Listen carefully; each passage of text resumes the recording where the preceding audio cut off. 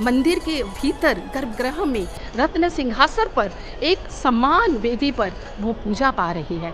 रथ की तैयारी अब होने जा रही है। रथ अब पता चल रहा है कि अंदर जिस तरह से अंदर नक्षत्रों की गणनाओं के अनुसार जो गुप्त नीतियाँ हो रही हैं वो धीरे धीरे समाप्त होने को जा रही हैं।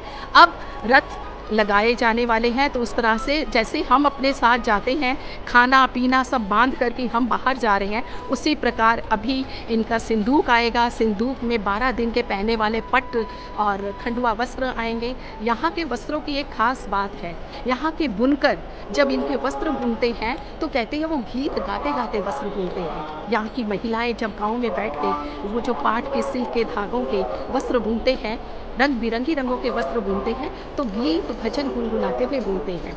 जब चित्रकार जब पट्टचित्र की प्रभु की मूर्ति बनाते हैं, तो वो उस समय मुंह में पान या खैनी कुछ भी नहीं रखते। घर में कोई आमिष नहीं आता और निरामिष रहकर वो बहुत ही साधना के साथ इन चित्रों को बनाते हैं। और जब ये जो वस्त्र श्री प्रभु जगन्नाथ जी पहनते हैं वो पूरे विश्व में प्रसिद्ध है। पूरे विश्व की जितने भी सैलानी जब उड़ीसा आते हैं तो सबसे पहले कहते हैं हमें संबलपुरी साड़ी खरीदनी है, हमें नुआपटना की साड़ी खरीदनी है, हमें बरमपुरी पाटो खरीदनी है, हमें खंडवा पाटो खरीदना है।